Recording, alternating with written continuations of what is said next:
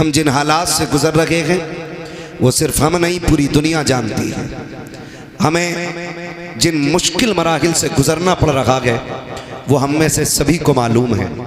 और यकीनन हर बंदा यही सवाल करता होगा कभी खुद से भी कि इन मुश्किलों से कब निकला जाएगा, वो कौन सा दिन आएगा जो हम इन मुश्किलों से छुटकारा पाएंगे, जो हमारे लिए आसानियों की राहें हमवार होंगी। तो याद रखिए डॉक्टर इकबाल का वो शेर हर एक के लिए सबक है कि मोहम्मद से वफा तूने तो हम तेरे हैं, ये जहां चीज है क्या लोहो कलम तेरे हैं। कायनात हमारी हो जाएगी, सिर्फ इतना करना है हमें हुजूर से वफा करनी है। कितना करना है? हमें हुजूर से बोले, हमें हुजूर से वफा करनी है। कोई ये उम्मीद लेके ना बैठे मौलवी फ्री जन्नत बांट के जाएगा। जन्नत मेरे बाप की नहीं, जन्नत रसूल पाक की है। मैं मीठी बातों की वजह से आपने मुझे नहीं बुलाया, मेरी कड़वी बातों की वजह से आपने बुलाया होगा।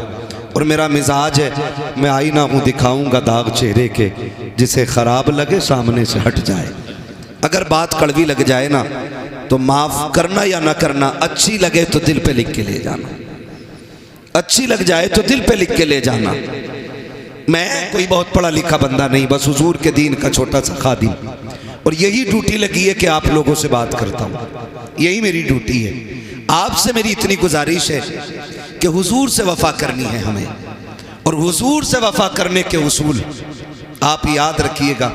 कभी कभी बहुत खुशी होती है कि जब आप देखें कि हुजूर की नामूस की और इज्जत की और उनकी अजमत की बात आती है ना, तो बिना किसी फर्क के पूरी कौम रोड पे उतर आती है।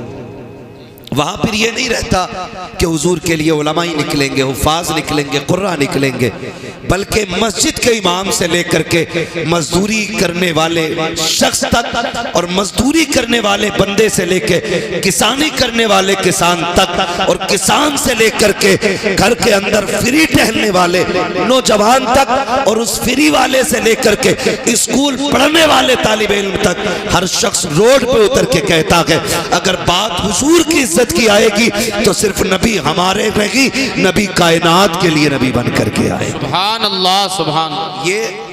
ये कुसूल है, यहाँ आके कलेजा ठंडा होता है। आप देख रहे हैं थोड़े थोड़े शोशे छोड़े जाते, शोशे छोड़े जाते, लेकिन माफ कीजिएगा आज सबसे बड़ा इस उम्मत को जो नुकसान पहुंच रहा है हमारी कौम में छुपे हुए दलालों से पहुंच रहा है। मैंने बहुत कड़वी बात कह दी, अगर कोई हो तो सुधारे अपने आप को, बुरा ना मान। ये हर गांव की कहानी है। कल जहां जलसे में गए ना कमरुद्दीन भाई, वहां पता ये चला कि 2 मुस्लिम पार्टियां हैं प्रधानों की। एक पार्टी ने जलसा कराया, दूसरी ने बैंड लगवाया, और दोनों ही कलमा पढ़ने वाले लोग, दोनों ही कलमा पढ़ने वाले लोग। एक ने कहा कि भाई प्रधान जी बोल रहे हैं, हम बच्चों ने प्रोग्राम रखा है, तो कह दिया ठीक है कर लो। दूसरे ने कहा 5000 पब्लिक है, पूरा गांव मुसलमानों का, और जबकि हमारे जलसों में कोई विवादित गुफ्तगू और झगड़ालू लोग कभी नहीं आते, इसलिए कि ये हुजूर की महफिल है, यहां आवारा और गुंडों का कोई काम भी नहीं है। लेकिन उसने क्या कहा? उसने कहा 5000 पब्लिक है, जलसा बंद कराओ वरना झगड़ा हो जाएगा। लो फिर बैंड लग गया। हुआ यूं कि पैसे गए, जलसा हो गया। नुकसान किसका हुआ? बोले, बोल सकते तो बोले पीछे वाले लोग। किसका नुकसान हुआ? हमारा नुकसान हुआ। आपसे सिर्फ इतनी बात कहने के लिए आया हूं, आज जो हवाएं चल रही है ना, दौर का तकाजा है, हालात का तकाजा है, कुल उम्मत मुस्लिमा को एक जगह इकट्ठा होना पड़ेगा। और जो आपसी इख्तलाफात हैं, किसी के मैंड का झगड़ा, किसी के खेत का झगड़ा, किसी के प्लॉट का झगड़ा, किसी के रास्ते का झगड़ा, किसी की जमीन का झगड़ा, किसी की इज्जत का झगड़ा, किसी की नाक का झगड़ा, किसी की मूंछ का झगड़ा, ये जितने झगड़े हैं ये सारे एक तरफ रखो और सब मुस्तफा की गुलामी में आकर के एक दूसरे के शाना बशाना हो जाओ और दुनिया को बता दो मुस्तफा के चाहने वाले न कल अलग थे न आज अलग है। खुदा की कसम, जिस तरह मुस्तफा ने कलमे की रस्सी से कल जोड़ा था, आज भी उम्मत उसी रस्सी से जुड़ी हुई नजर आ रही। नारे तकबीर, नारे रिसालत, मसलके आला हजरत मौलाना हम्माद रजा मुरादाबादी। सुभान अल्लाह, सुभान। आज सबसे ज्यादा जरूरत है इत्तेहाद की।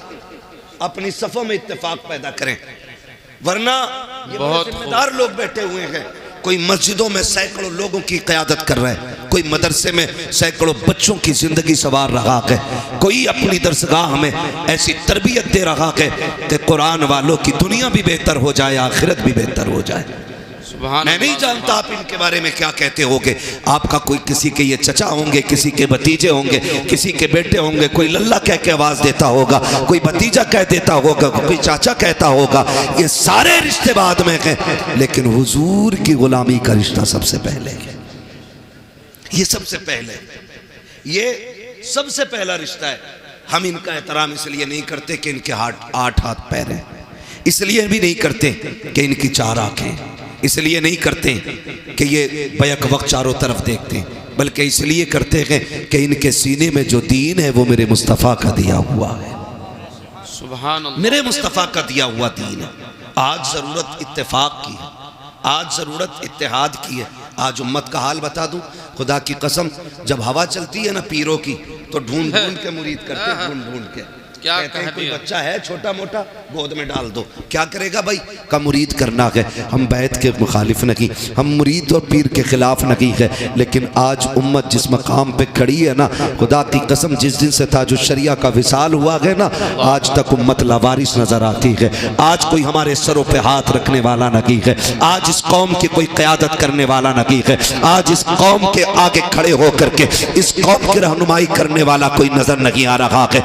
आज जरूरत है कि हम मुस्तफा के दिए हुए तरीके को अपना कायद बना लें। कुरान जो हमारे बीच में है उसको अपना रहनुमा की तस्लीम करें और हर जगह अपनी क़यादत के लिए मुस्तफा के दिए हुए तरीके और कुरान को अपना रहनुमा बना करके आगे बढ़े। अगर किसी को किसी से कोई नाराजगी है तो चलो उठो, उसको माफ कर दो, उससे माफी मांग लो। आप अगर ये कहो कि मौलाना माफी तो मांग लूंगा, लेकिन लोग जलील करेंगे, रुसवा करेंगे, कोई छोटा कहेगा, कोई कहेगा डर गया, आज उसकी परवाह नहीं करनी है, उससे कह दो उसके दरवाजे पे जाओ जो तुमसे नाराज है।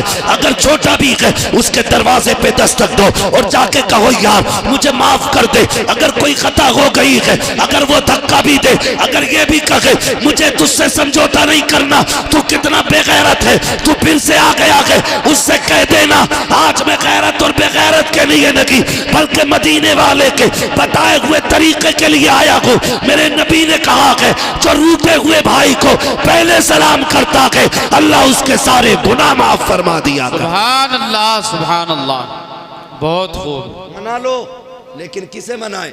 बाप बेटे में नहीं बनती, चचा भतीजे में नहीं बनती, भाई भाई में नहीं बनती है। हाँ, अगर 1 इंच फालतू नप गई ना तो उसी पे मुकदमे चल रहे। अगर 1 ईंट दीवार में निकल गई, कह रहा है ये क्यों निकली? भाई ये मिस्त्री की भी खता हो सकती है, ये थोड़ी सी निकल गई तो इसमें क्या हुआ? उसी पे झगड़े, इन छोटी छोटी बातों पे इतने बड़े झगड़े। आप जानते हो माफ करना हुजूर ने सिखाया है। किसने सिखाया? हुजूर ने सिखाया है।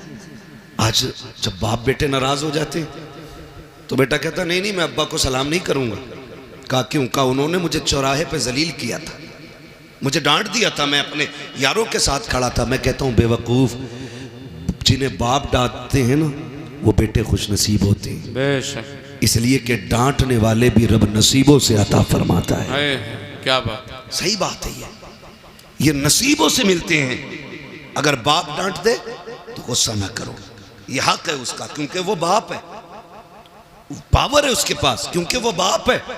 लेकिन हम कितने नाराज हो जाते हैं बात बात में। बाप से नाराज़ होकर बैठ जाते। कहते मौलाना तुमने तकरीर कर दी, लेकिन मेरे अब्बा से मिल लोगे ना, कहोगे तू ही सही है। हम कभी नहीं कह सकते हैं। याद रखिएगा, मैं बेटों से गुजारिश करूँगा, कभी बाप बेटों में अनबन हो जाती है, इसका मतलब तो ये नहीं है चौक में खड़ा करके मौलाना कमरुद्दीन का हाथ पकड़ के कहो मौलाना मेरे अब्बा को समझा दियो, उनका दिमाग ख़राब हो गया है। जब घर की बात कोई बंदा तीसरे बंदे से जाके कहता है ना, फिर घर के घरवे हो जाया करते हैं। और याद रखिएगा, जो शान अल्लाह ने हवेलियों को अता की है वो घरवों को नहीं मिली है।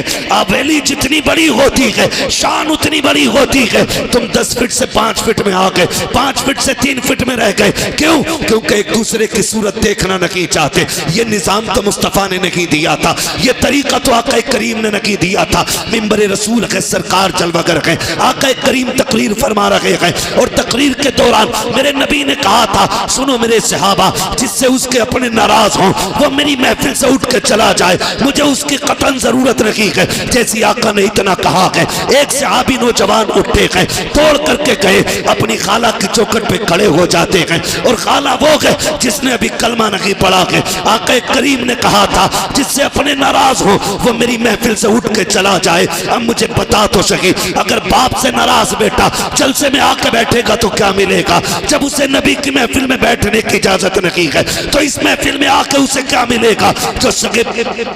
जो सगे भाइयों से नाराज है वो इस महफिल में क्या लेने के लिए आया है? जिसने अपने रिश्तेदारों से मुंह मोड़ लिया है वो यहाँ क्या लेने के लिए आया है? यहाँ पे वो बैठे जिससे अपने राजी हो। मेरे नबी ने कहा था, जिससे अपने नाराज हो वो मेरी महफिल से उठ के चला जाए। वो नौजवान उठते हैं और उठने के बाद दौड़ लगाई, सगी खाला के दरवाजे पे आए। अंदर से खाला निकल के आई, क्या बात है भांजे, आज कैसे आ गया? तू तो मेरा चेहरा देखना नहीं चाहता था, तू तो बात करना नहीं चाहता था, आज आंख में आंसू आ गए। कहने लगे खाला, जो मेरा नबी है ना उसने आज ऐलान किया कि जिससे अपने नाराज हो जाए वो मेरी महफिल से उठ जाए। का खाला माफ कर दे, मुझसे राजी हो जा। का रो क्यों रहा है? का अगर तू राजी नहीं होगी तो मेरा नबी मुझे महफिल में बैठने की इजाजत नहीं देगा। अल्लाह अकबर। इतना सुना, खाला ने कहा था क्या तेरा नबी इस अखलाक का मालिक है कि दुश्मनों से नहीं रोकता है? कहा नहीं। उसने कहा चल अब ये बातें नबी की चौखट पे होंगी।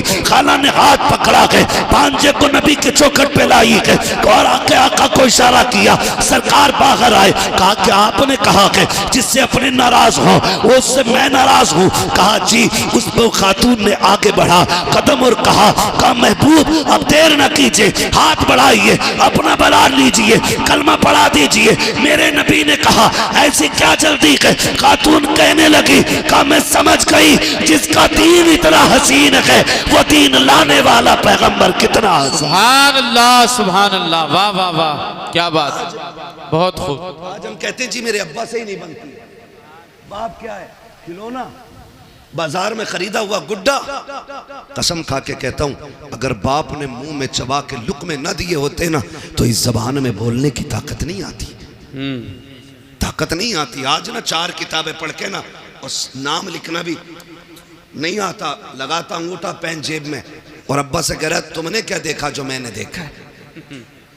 तुम क्या जानते हो मेरे मुकाबले में? तुम क्या जानते हो मेरे मुकाबले में? कभी ना कहना। याद रखिएगा, इल्म किताबों से मिल जाता है लेकिन तजर्बा 70 साल क्या 70 साल ही में जाके मिला करता है। आप किताबों में इल्म ले सकते हो, किताबों से तजर्बा नहीं। तजर्बे के लिए उम्र दरकार है। अपने बाप से हम कह देते नहीं नहीं तुम चुपो, तुम चुपो, डायरेक्ट तुम चुपो, मेरी सुनो। तू बेटा है, ये बाप है, लहजे बिगड़ की बात ना कर, अकड़ के बात ना कर। तू नहीं जानता है, खुदा की कसम ये इतनी बड़ी जात है, अगर ये नाराज हो जाए तो रब नाराज हो जाता है। क्या बात, रब नाराज हो जाता, रब नाराज हो जाता। घर के अंदर रिश्तेदार आए तो बेटा अब्बा को बोलने का मौका नहीं दे रहा। अरे चुपो तुम, तुम्हें कोई बोलना आता, मैं बात करूंगा, मैं बात करूंगा। हाँ तेरी ज़बान अच्छी है ना, अब बुढ़ापा आ गया उसकी ज़बान कांप रही है, अब वो बात करता है ना तो होठ कांपते हैं क्योंकि आसाब कमज़ोर हो गए हैं, जिसमें जवाब दे गया है। इसलिए तुझे लगता है ना इसे बात करनी नहीं आती, लेकिन अब भी अल्लाह की इज़्ज़त की कसम खा के कहता हूँ जब इसके हाथ उठते गए ना तो फिर खुदा की रहमतें इसके टूटे लहजे पे बरसने लगती हैं। आज भी जब ये रब को आवाज़ देता है उसकी रहमतें आवाज़ के साथ साथ बरसती है। तू किससे कह रहा है? बात करने का सलीका तरीका नहीं है। तुझे पता है जब बड़ी बड़ी बातें बिगड़ जाती है तो इसी के टूटे लहजे बिगड़ी बातें बना दिया। सुभान अल्लाह। कभी अपने बाप से ये मत कहना कि तुमसे बोलना नहीं आता। और कई बार कहते तुमने क्या किया हमारे लिए, आए दिन क्या किया, क्यों तुझे 5 बीघे में कोठी बना के देते और तू दुनिया में ठाली रहने के लिए आया। क्या किया तुमने मेरे लिए, क्या हो गया बेटे, कहा उसकी बिल्डिंग देखो बन गई, उसकी बन गई, और जितनी तुम्हें दादा ने दी थी तुम उतनी हवेली में जी रहे हो। कभी ये बात ना कहना।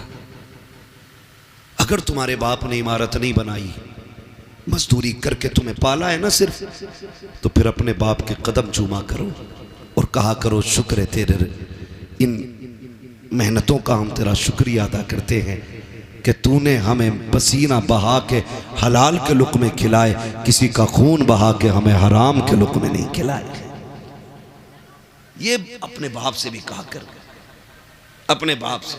मगर हाय अफसोस हमारी कौम का हाल ये, जब बाप से उठा नहीं जाता ना, जब बाप बिस्तर से नहीं उठ पाता है ना, और कभी बिस्तर गंदा हो जाता है, बुढ़ापा क्या आया, अब तो सारे इल्जामात बाप के सर आने।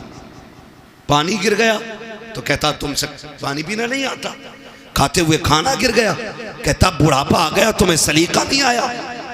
अगर वो चला उठ के और कोई चीज टकरा कर टूट गई, कहता तुम्हें क्या पता कितने पैसे की थी, दिखाई नहीं देता बेटे, जब इसकी जवानी थी ना तो ये तूफानों के कलेजे चीर के चला करता था। आज बूढ़ा हो गया ना तो आज तुम्हारे मुंह में जबान आ गई।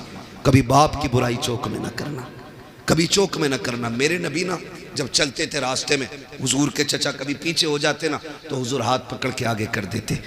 हुजूर हाथ पकड़ के, चचा पीछे ना चला करे आगे चले। कहते हैं मेरी जान तेरे कदमों पे कुर्बान, आका मैं तेरे आगे कैसे हो सकता हूँ। सरकार फरमाते थे सुनो चचा, लोग कहते हैं तुम्हारा चेहरा मेरे बाप अब्दुल्ला से मिलता है, जब तुम पीछे चलते हो तो ऐसा लगता है कि मेरी पीठ मेरे बाप की तरफ हो गई है। हमारे नबी ने चचा का भी इतना एहतराम किया और हम सगे बाप का एहतराम नहीं करते और कह रहे मौलवियों ने बेड़ा गर्क कर दिया। गलती हमारी जिम्मेदार, मौलवी मच्छर ज्यादा काट दे, कह रहा 14वीं सदी का मौलवी नहीं बख्शा जाएगा। क्यों, मच्छर भी हमने सिखाए। कब तक अपने ऐप दूसरों पे डालेंगे हम? रब तो सबका है ना जी, रब रब जोर से, रब सबका है, सबका है। चलो हमारी नहीं सुन रहा है तो फिर तुम तो ऐसे बनो ना कि तुम्हारी सुने, वो तो सबका है। इमाम गजाली से पूछा था हुजूर दुआएं कबूल क्यों नहीं होती, तो आपने फरमाया था 2 काम किया करो दुआएं कबूल होने लग जाएंगी। कहा क्या, कहा जब भी खाना हलाल खाना और जब भी बोलना सच बोलना। फरमाया 2 काम कर लो, जबान खुलते ही अल्लाह मकबूलियत का परवाना अता फरमा दिया। सुभान अल्लाह। ये 2 काम सबसे ज्यादा जरूरी है। तो मैं आपसे अर्ज कर रहा हूं माफी, एक दूसरे को माफ कर दें, झगड़े खत्म कर लें। ज़मीनें बड़ी बड़ी हैं, मौलाए कायनात मौला अली गुजर के जा रहे, 2 बंदे लड़ रहे ज़मीन के लिए, एक कह रहा था मेरी है, दूसरा मेरी है। तो हज़रत अली को आते देखा, कहा झगड़ा ना करो, फैसला इनसे करा लेते। हज़रत अली आए, क्या बात है, कहा फैसला कर दो। ये कह रहा मेरी है, मैं कह रहा हूँ मेरी है। तो आपने फरमाया तुम चुप हो, मैं ज़मीन से पूछ लेता हूँ किसकी है। ठोकर मारी, काली ज़मीन जानती है मैं कौन हूँ। ज़मीन ने कहा तुम अबू तुराब हो।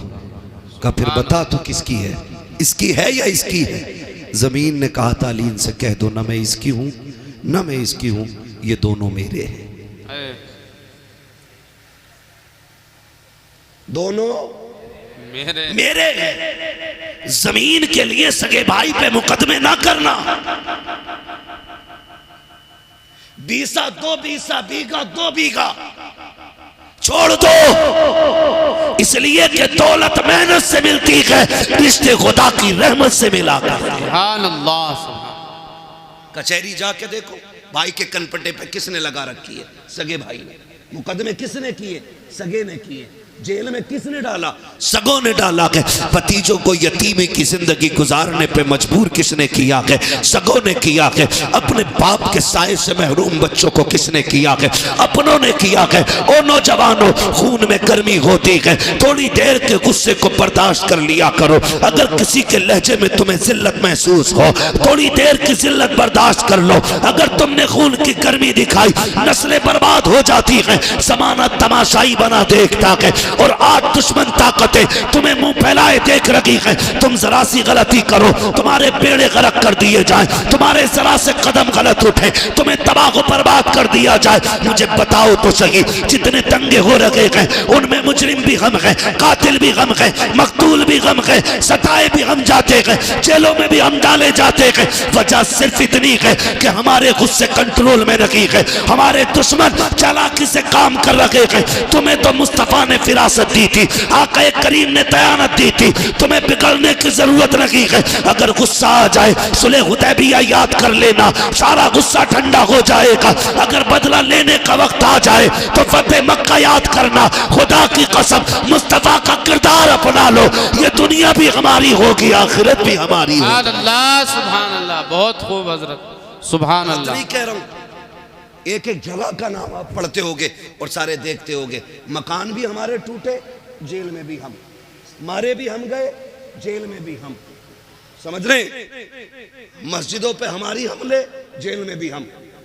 मेरे भाई, गुस्सा गुस्सा गुस्सा कंट्रोल में रखो, कंट्रोल में रखो, वरना दुनिया तुम्हें लूटने पे लगी है, लूटने पे लगी है। 10, 20, 50 हजार, लाख, 10 लाख, 20 लाख ये मुकदमों में लग जा रहे हैं। हम भाई को सजा कराने के लिए 50,000 दरोगा को देने तैयार हैं,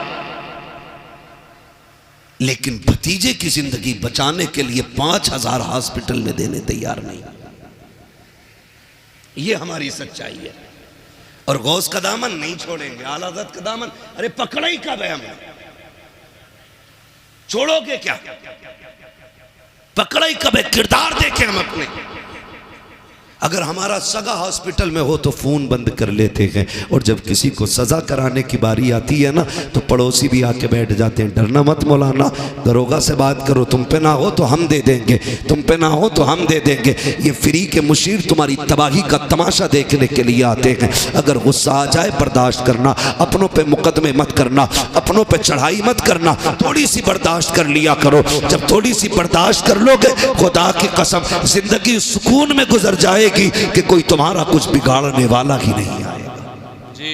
इसलिए जरूरी है अपनी सफ़ों में इत्तेफाक पैदा करें। झगड़े हैं तो एक दूसरे से समझौते करें, मोहब्बतें पैदा करें। बिरादरी का झगड़ा, खानदान का झगड़ा, जात पात के भेदभाव इस्लाम इसकी इजाज़त नहीं देता है, इस्लाम इसकी इजाज़त नहीं देता है। याद रखिएगा, अल्लाह के नज़दीक वो अज़मतों वाला है जो दुनिया में ज़्यादा तकवे वाला है। जैसा आपका तकवा वैसा ही आपका मकाम अल्लाह की बारगाह में बुलंद है। इसलिए मेरी गुजारिश है, पठान, खसाब, जमींदार, ठेकेदार बाद में बने, रब के वफादार बंदे पहले बनने की कोशिश करें। हम लोग पहले बनने की कोशिश करें। भाई क्या होता है जानते हैं आप? आज जाके देख लो, हॉस्पिटल में जितने भी झगड़े होंगे भाइयों ने मारा होगा। थाने में जाके देखो तो दोनों तरफ भाई होंगे। कचहरी में जाके देखो, एक वकील के बिस्तर पे भाई है तो दूसरा भी भाई है। ये कंडीशन है। भाई क्या होता है? करबला सुनी है ना, जानते हो ना करबला? करबला में एक भाई को हुसैन कहा जाता है, दूसरे भाई को अब्बास कहा जाता है। तवज्जो है सारे लोगों की? मैं बताने लगा हूं भाई किसे कहते हैं। एक भाई को हुसैन कहा जाता है, दूसरे को अब्बास कहा जाता है। अब्बास वो है जिसने कभी इमाम अली मकाम का नाम नहीं लिया था, पूरी जिंदगी कभी भाई कह के आवाज नहीं दी थी, जब भी कहा था आका कह के आवाज दी, अपना सरदार कह के आवाज दी, कभी भाई नहीं कहा था। इतना अदब था, इतना अदब। जब करबला में गाजी अब्बास मैदान जाने लगे ना तो मेरे इमाम ने कहा था, अब्बास का जी आका का एक बार मेरे सीने से लग जा।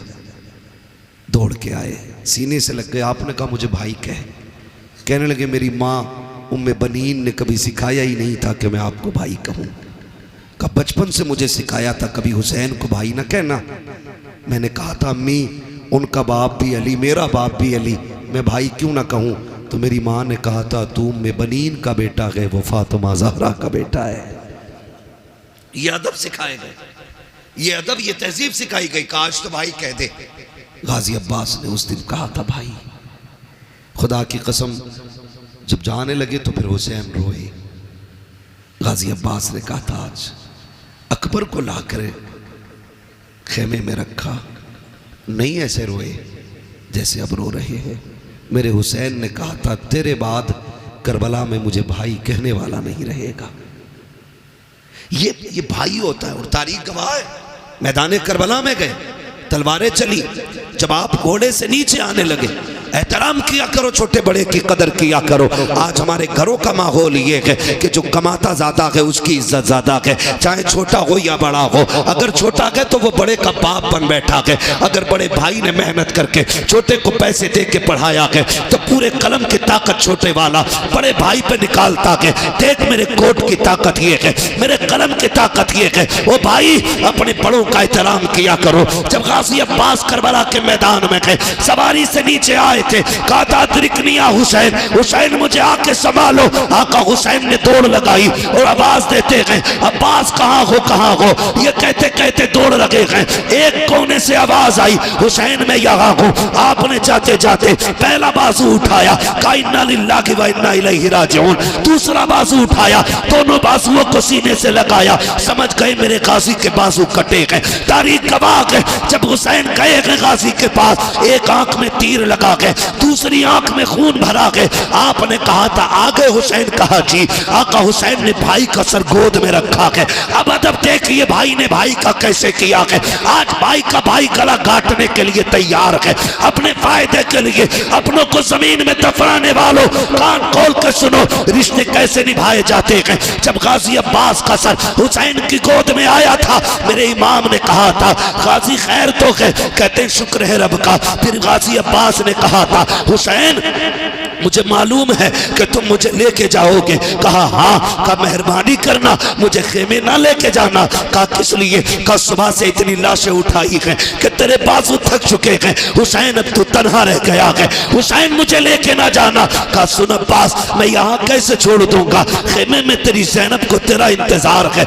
उम्मे रुबाब को तेरी राह पे आके जमी है। कहा सुन तो सकी, सकीना भी तो तेरा इंतजार कर रही है। गाजी अब्बास ने कहा था हुसैन अगर तुम मुझे लेके गए और सकीना ने पूछ लिया चचा तुम तो पानी लेने गए थे, पानी किधर गए, तो जवाब क्या दूंगा।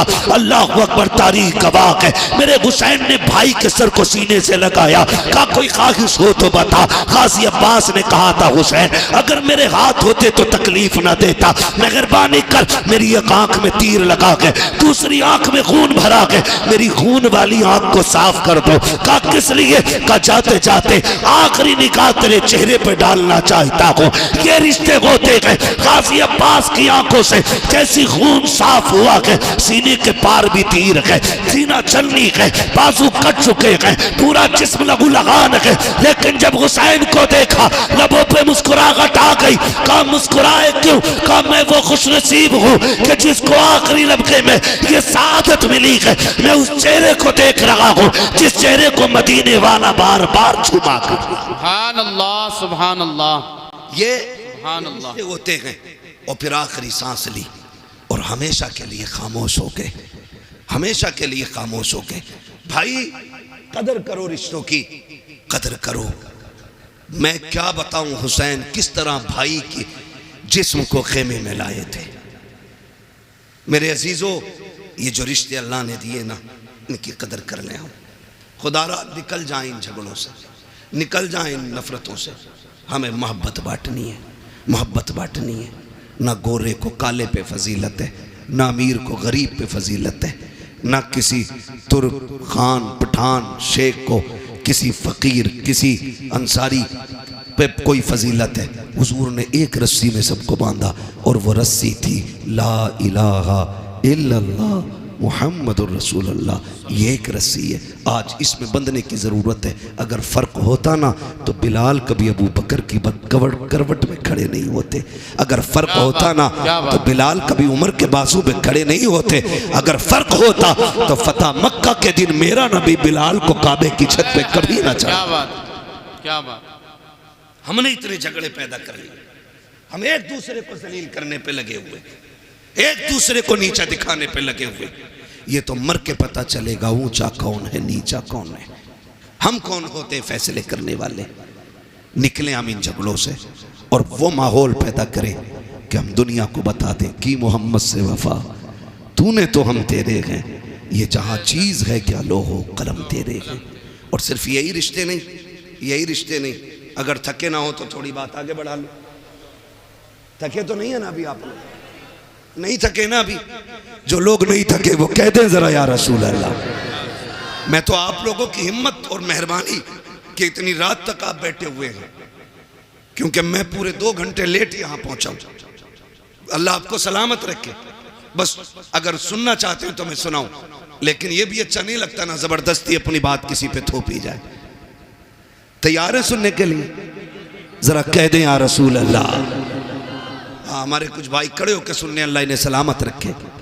हाँ, ये भी बड़ी बात है, क्योंकि इतनी देर खड़ा रहना भी छोटी बात नहीं है, बड़ी बात है। हाँ, और माशाल्लाह खड़े वाले बंदों ने भी हाथ उठाया है, कभी और खड़े रह सकते, आप बैठे रह सकते। ये शाहपुरा इतने बड़े बड़े मौलाना लोग यहाँ रहते और आप सर हिला के कह रहे बैठ सकते हैं ना थोड़ी देर। सलामत रहें माशाल्लाह। हाँ, बस मैं अर्ज करूं आपसे, एक ये रिश्ता भाई का भाई से रिश्ता, फिर एक रिश्ता और बेटी का रिश्ता, बहन का रिश्ता, ये भी मजबूत करने। कोई भी किसी का भी दामाद हो, उससे मैं गुजारिश करना चाहूंगा, ससुराल में जाके तोप ना बना करो। दामाद है, कोई तूफान नहीं है तू। हमने ऐसे भी हज़रत दामाद देखे जिनकी मोहल्ले में कोई औकात नहीं अपने, वो ससुराल में टांग पे टांग रख के बैठे होते। सही बता रहा हूं। हाँ, मोहल्ले वाले कहते हो पुनवा, मतलब सही से नाम भी नहीं लेते मोहल्ले वाले, और ससुराल में वो वैल्यू बनाई है इसने, रोला बना के रखा। पढ़ा लिखा भी ससुर है ना, कह रहा इनसे पूछो भाई हमारे बड़े दामाद हैं, तो वहां इतनी लंबी अलग ही रख रहे अपनी। सुने, अल्लाह ने एक जिंदगी मुकम्मल की है, बेटी के जरिए, बहन के जरिए, बीवी के जरिए। ये जिंदगी के बड़े अहम हिस्से हैं। अगर बेटी ना हो तो आंगन सूना, अगर बहन ना हो तो हवेली सूनी, अगर बीवी ना हो तो घर सूने जी। ये तीनों अहम रिश्ते हैं और सबसे ज्यादा जुल्म इन्हीं पे होता है, सबसे ज्यादा। वो दामाद जिस गरीब ने अपने घर 300 रुपए का जूता नहीं पहना होता, वो ससुर से 1800 रुपए लेता जूतों के लिए। ना करो ये, इतने आसान कर दो रिश्ते कि जिस तरह बाप को बेटों पे नाज होता है, उसी तरह बाप को दामाद पे नाज होना चाहिए। ईद गुजरी है, ईद, रहम करो यार, हाथ जोड़ रहे हैं तुम्हारे आगे। 1.5 लाख की ईद ही गई है, ये रस्में चल गई है। ईदी में क्या 3 किलो छुआरे, हाँ 1.5 किलो बादाम, 2 किलो किशमिश। कागा कौन का दामाद 1 क्विंटल सामान भेजा, दूल्हा बन के फिर भी ऐसे ही आया जैसे भीगी मुर्गी। ये जबरदस्ती के लोड खत्म करो, ये जबरदस्ती के लोड ये नहीं रहने चाहिए। सिर्फ वो रखो जो इस्लाम ने रखा है। हमें अपनी तरफ से फालतू नहीं बढ़ाना, नहीं बढ़ाना। यह अलग बात है कि दामाद का लीवर इतना कमजोर होता है कि बादाम खाते ही बीमार। ये कंडीशन है।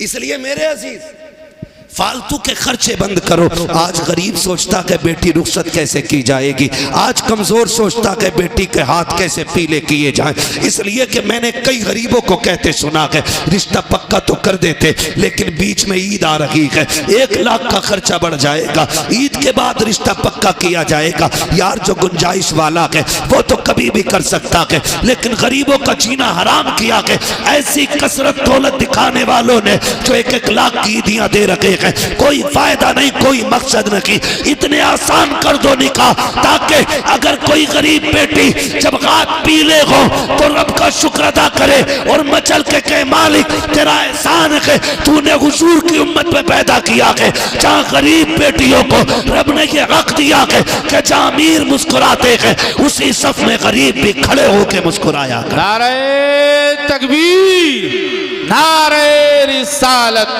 पैगाम हक कॉन्फ्रेंस, मुफ्ती हम्माद रजा मुरादाबादी। है तवज्जो, आसान करेंगे इंशाअल्लाह निकाह, इंशाअल्लाह। बोले इंशाअल्लाह, जोर से बोलो इंशाअल्लाह। हाँ सब नहीं, बहुत गौर से सुन रहे हैं, चलो कोई बात नहीं। कुछ ये सोचते हैं मुझ पे ही बोल रहे दिखे, होता है ऐसा।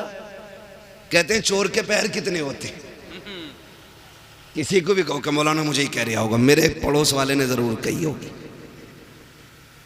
ये इस तरह के ख्यालात पैदा होते हैं। तो रिश्ते आसान करें, रिश्ते आसान करें। मैं सिर्फ एक बात जानता हूँ, ये फ्रिज, गाड़ी, मोटरसाइकिल, कारें मांगने वाले लोग, मैं सिर्फ एक बात कहूँगा उन लोगों से जो मांग मांग के जहेज लेते हैं। यार जिसने बेटी दे दी उसने सारी कायनात उठा के दे दी। बेशक बेशक, मानते नहीं इस बात को जी। जिसने बेटी दे दी उसने सब कुछ दे दिया, सब कुछ दे दिया। उसकी हिम्मत को सलाम कि 22 साल 18 साल पाल के किसी अजनबी के हवाले कर देता है। और उसमें भी कह रहा पिलाई जो थी ना आधा इंची कमजोर रह गई, क्यों इस पे भैंसे बांधेगा? 2 इंची की पिलाई चाहिए बेड में, अलमारी में। कब्र के तख्ते क्या इंची के होते हैं? बोलो। यही होते हैं ना, 1 इंच 1.25 इंच का तख्ता कब्र में लगना है और बेड में 2 इंची की पिलाई। क्यों? क्योंकि कब्र का तख्ता खुद अपनी मालियत से खरीदा जाता है, इसलिए 1.25 इंची से काम चला रहा है। और उधर हराम का रखा दिख रहा है ना, इसलिए 2 इंची की मांग के ला रहा है। और मैं तो कभी कभी सोचता हूं ये बुलेट के लिए जो चच्चा लड़ रहे थे ना, ये कभी बैठेंगे नहीं इस पे। बेइज्जती और करा ली, बैठेंगे ना, चाबी भी ना मिलेगी ना। बैठना तो छोड़ो, चाबी भी ना मिलेगी। चाबी? मैं एक बात कह रहा हूं, बेगानी शादी में अब्दुल्ला दीवाना, भाई जिसे मिलेगी वो सोचे। तू क्यों मरा जा रहा चच्चा? तू बेड की पिलाई की नहीं, कब्र के तख्तों की फिक्र कर। हमारी कंडीशन क्या है? दूल्हा बनता है बेटा, और बाप की खुशी का उस दिन ठिकाना होना भी नहीं चाहिए, क्योंकि ये बाप है और जो दूल्हा बना वो इसका। इसमें भी शक है क्या? वो इसका बेटा है। ओ भाई, अपने बाप ही का तो बेटा होता है ना दूल्हा। तो फिर भी कुछ सोच रहे, कहीं मौलवी पकड़ ना ले किसी मसले में। मैं पकड़ने नहीं, समझाने आया हूं। वो इसका। और ऐसे ना आज बैग यूं दबा के इधर इधर इधर इधर, खाना ठीक है, रोटी तो कच्ची नहीं रह गई, मिर्च सही है, हड्डी तो बेकार नहीं है, इसकी तो हड्डी ठीक है, अब तू लड़की वाले की हड्डी और चबा ले। ये कंडीशन होती है हमारी शादियों की। मजाल है जरा सी नमक तेज हो जाए, रोटी कम पड़ जाए, बिरयानी ज्यादा हो जाए, रोटी कम रह जाए, फजीते करते हुए चलते हैं। हाँ हाँ, क्या खिलाया है उसने, उससे 2 लोगों को रोटी सही से नहीं दी गई, वो बेगैरत 2 रोटी की बात करता है। जब तू बारात लेके आया था ना तो 300 लोगों को हाथ जोड़ जोड़ के ला रहा था, चलियो वरना इज्जत रह जाएगी, चलियो वरना लोग जलील करेंगे। 4 आदमी बारात में आने के लिए नहीं थे। वो तुम्हें खुदा का वास्ता, जब बेटी वालों के घर जाया करो, आधी रोटी घर खा के जाया करो, आधी बेटी वाले के घर खाया कर। अगर तेरी आधी खुराक की वजह से किसी बेटी के बाप की इज्जत रह गई, अल्लाह कयामत में कम नेकियों के बावजूद तेरी इज्जतों को 4 चांद लगा दे। नारे तकबीर, नारे रिसालत। वाह वाह, बहुत खूब हजरत। हजरत कई बरातियों की जेब में जलजीरे हमने देखे, रसमोले लेके चलते हैं, नींबू भी चल रहे हैं, ये सारी चीजें लेके हम चल रहे हैं। ना करो, क्योंकि बारात का खाना 8 दिन की मेहनत नहीं, किसी बाप के 18 साल लगे हैं, किसी के 15 लगे हैं। ये तो उस दिन पता चलेगा ना जब अपनी बेटी की रुखसती की बारी आएगी, तब पता लगता है इज्जत क्या होती है, हक बात है, हक बात। तब पता चलता है जिल्लत क्या होती है। हाँ, मुखिया बना फिर रहा, कह रहा बोटी ठीक है, सब कुछ नाप तोल के इंच लगा के सारा लिया, और जब निकाह में इमाम साहब ने कहा, कह रहे कितने चल रहे हैं जी, तो मौलाना ने भी कह दिया जब सबके बढ़ रहे तो हमारे भी बढ़ा दो, 5 चल रहे हैं। ऐसे कूदा जैसे बरैया ने काट लिया। कह रहा तुम्हारे यहाँ नए तरीका, हमारे यहाँ तो 1500 चल रहे हैं। झूठ तो बोल ही देता है, चलें या ना चलें, बचाने की कोशिश कर रहे हैं। अच्छा, मैं भी कभी कभी सोचता हूँ कि जो लोग 5 स्टार होटल में खा करके 100-150 रुपए टिप्स दे देते हैं, जब वो 3 रुपए 4 रुपए फायदा कमाने वाले सब्जी बेचने वाले से सौदा करते हैं, तो फिर उससे 1 रुपए के लिए क्यों लड़ते, मरे जाते। यार गरीब को दिया करो, गरीबों पे लगाया करो। इमाम ने 5000 मांग लिए, कह रहे आप बुलाओ कलवा के अब्बा को, उनको भी बुलाओ जिन्होंने रिश्ता कराया है। कहा ये पहले क्यों नहीं बताया था, यहाँ 5000 चलते हैं, हम तो मौलवी अपना लेके आते।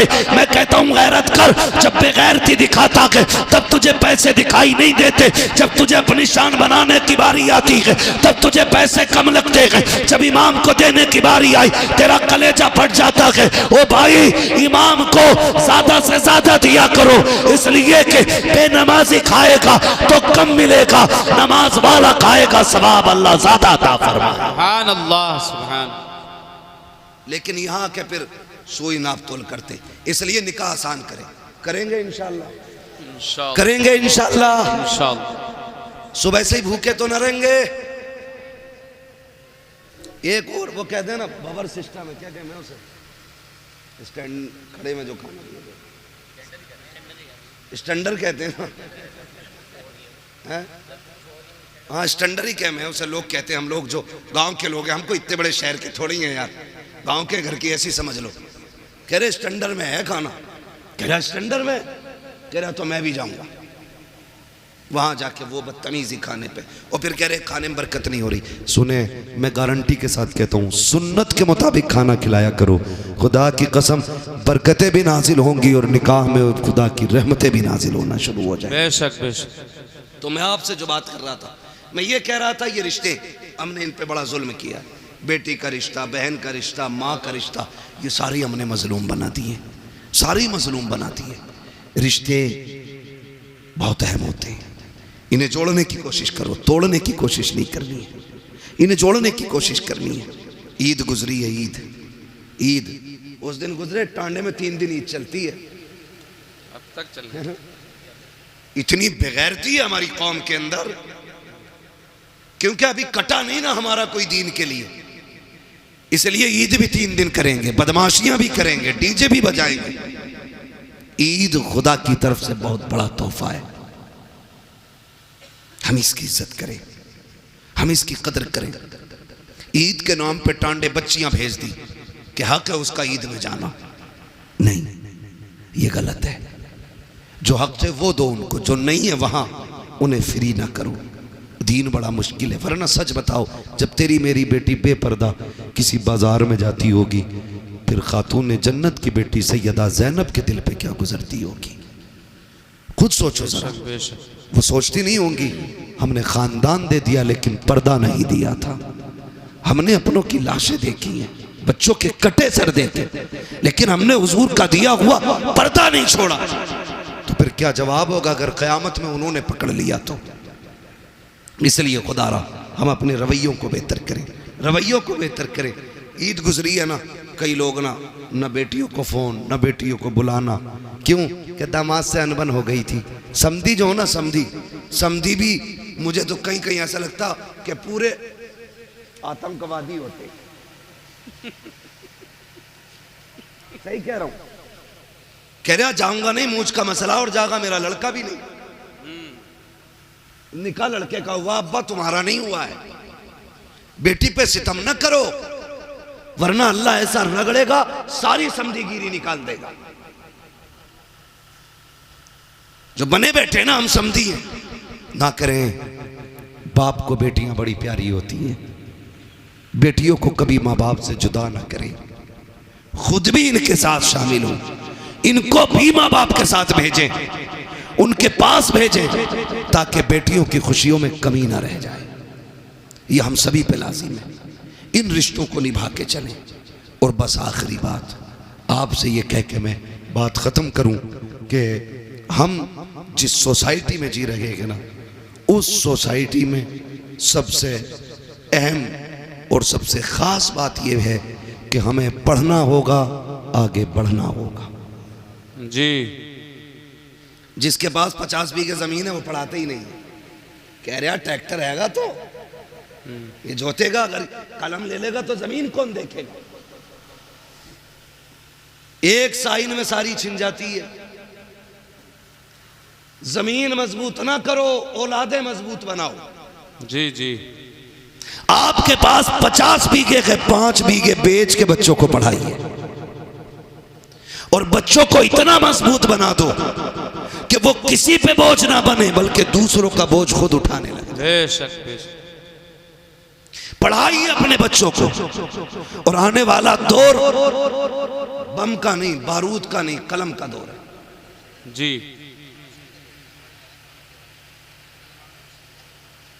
ये बातें तारीख लिखवाते समय बता दिया करो ताकि हम ये बता दें कि हम ये कब सुनाएंगे। मैं चलिए मैं सुना दूंगा एक बात है, ज़रूर आपका मन इस बात में रख लिया जाएगा, ठीक है। आप खुश रहिए, ठीक है ना। इन बच्चों ने बड़ी मेहनत की है, तो अगर ये चाहते हैं तो इंशाल्लाह वो मैं ज़रूर सुनाऊंगा, ठीक है। ज़रा कह दें या रसूल अल्लाह, या रसूल अल्लाह, और ज़ोर से कह दें या रसूल अल्लाह, या रसूल अल्लाह। है ना। मेरे भाई ने पहले भी मुझसे कहा था इस बात को, तो मैंने कहा था इंशाल्लाह कोशिश रहेगी, ठीक है। लेकिन मैं क्यों, हाँ, और मैंने उसमें बीच में जिक्र भी कर दिया है थोड़ा सा, लेकिन मैं आपको बता दूं, बस नाराज़ ना हुआ करें।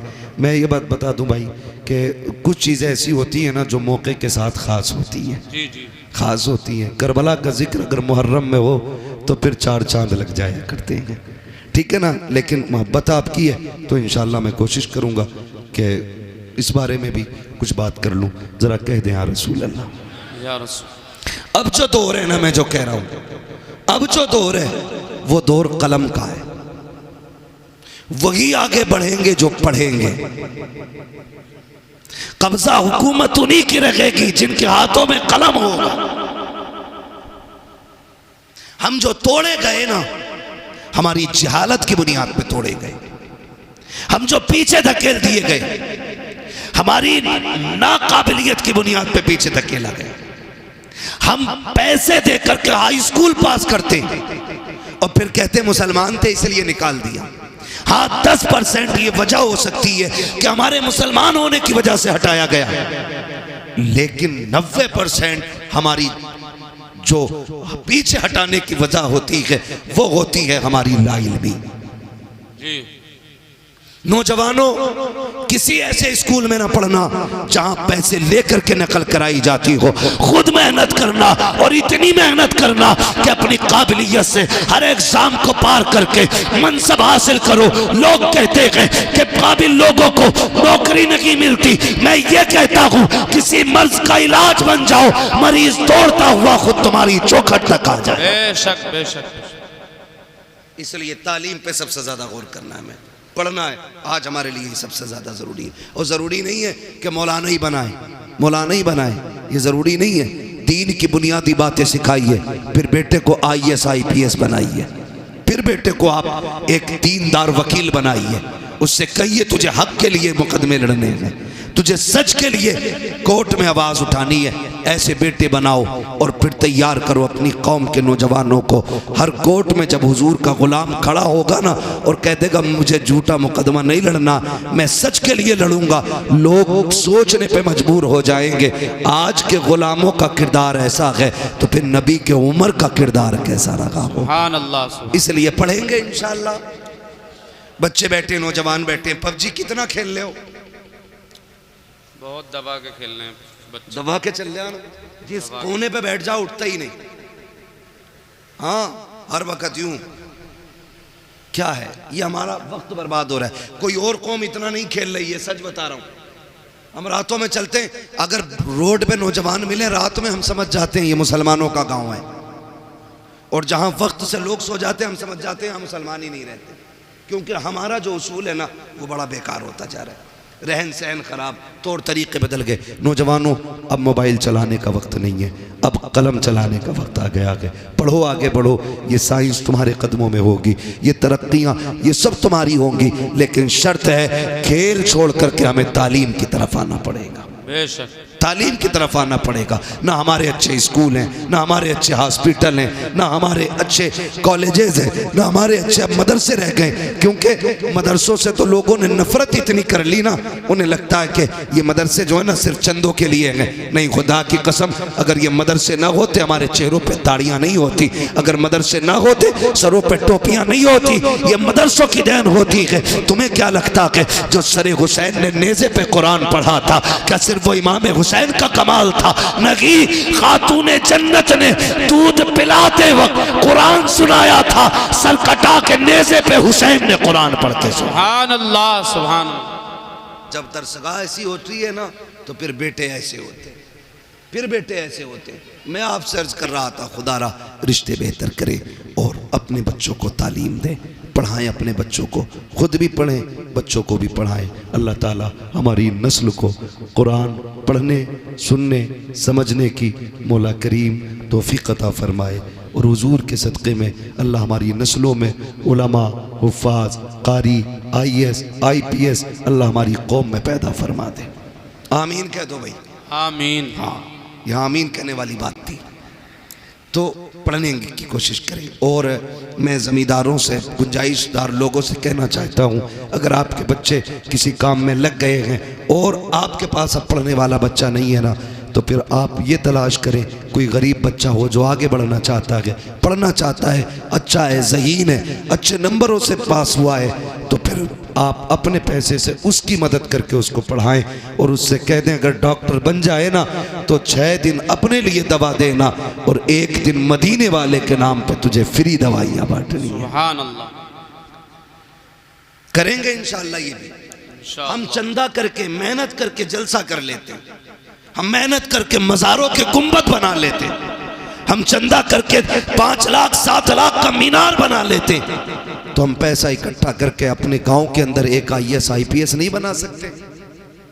बोलो, बना सकते कि नहीं? अगर हर गांव के अंदर एक IAS होना तो फिर कोई भी इलाका कमजोर नहीं होगा जी। ये याद रखिए। हमारे तो प्रधान भी ऐसे अंगूठा छाप होते हैं, ऐसे जाके कह रहे पुलिस वाले से, भाई क्यों आए गाँव में, जबकि गाँव का मालिक प्रधान होता है। पुलिस वाले को इजाजत नहीं है प्रधान की इजाजत के बगैर गांव में कदम रखे, लेकिन चच्चा को पता ही कुछ नहीं है क्योंकि पढ़े ही नहीं है। पढ़े, काबिल बने, अपने हुकूक जाने, जो आपको राइट्स मिले वो समझिए आप, ताकि कोई कमजोरी पैदा ना हो, ताकि कोई कमी ना रह जाए। पढ़ेंगे इंशाअल्लाह, जी इंशाअल्लाह। वादा करें सारे इंशाअल्लाह, पढ़ाएंगे बच्चों को, इंशाअल्लाह। पढ़ाएंगे कि दुकान कराएंगे? अरे बहुत पढ़ा लिया, अल्लाह को 10वीं पास है, चल बैठ दुकान पर जाकर शटर खोल। 10वीं पास करा के ना और बैठा दिया दुकान में, है ना।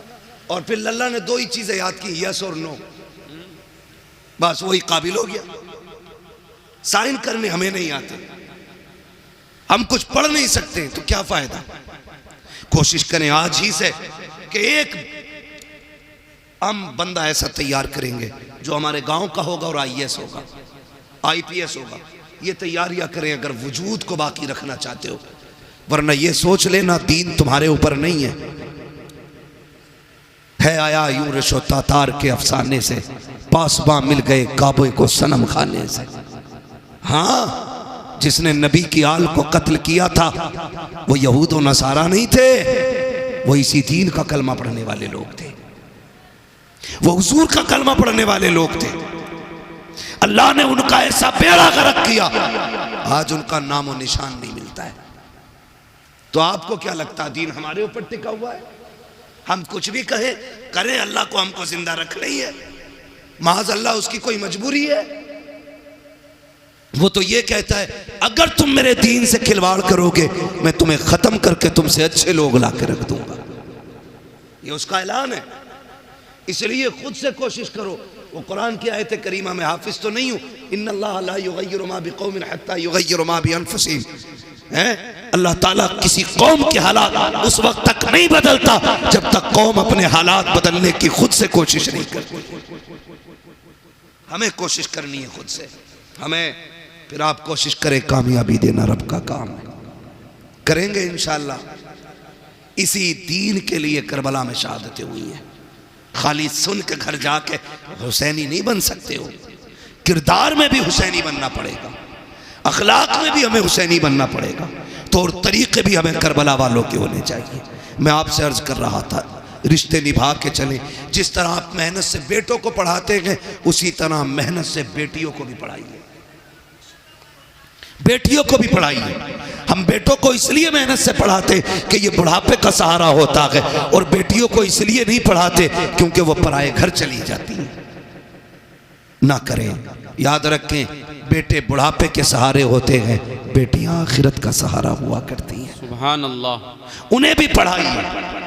और याद रखिएगा, जब बुरे वक्त में बेटे भी साथ छोड़ जाते हैं ना, तो फिर बेटियां ही काम आया करती हैं, ये भी याद रख लेना। फिर बेटियां ही काम आया करती हैं अगर बेटे भी साथ छोड़ जाए। क्या तुमने नहीं देखा कितने बाप घर के बाहर बैठे मिलते, कितने वीडियोस रोज के वायरल होते कि वो कहता मेरे बच्चों ने निकाल दिया, कोई कहता बहू ने घर में नहीं रहने दिया, कोई कहता बेटे ने धक्का दे के निकाला गया। ऐसे बुरे वक्त में भी बेटियां काम आ जाया करती हैं। तुमसे गुजारिश करना चाहता हूँ, खुदारा रिश्तों की कदर करो। तुम जानते हो बेटी क्या होती है? आओ जरा दिल पे हाथ रख के सुनो, मैं बताना चाहता हूँ बेटी किसे कहते हैं। जब मेरा इमाम आखिरी बार करबला के मैदान में जा रहा था, सारे लोग एक एक करके शहीद हो चुके हैं, मेरे इमाम ने तैयारी मुकम्मल की है। और तैयारी करके जब आप अपनी सवारी, जिसको मुर्तजिज कहा जाता है, आप अपने घोड़े पर सवार हुए।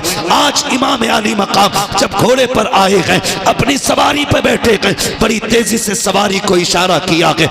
एक मर्तबा नहीं 11 मर्तबा हुसैन ने एड़ लगाई थी, लेकिन वो मुर्तजिज जो बैठते ही हवाओं से बातें करता था, जिसकी रफ्तार बड़ी तेज थी, 11 मर्तबा इशारा किया, घोड़ा आगे नहीं बढ़ा।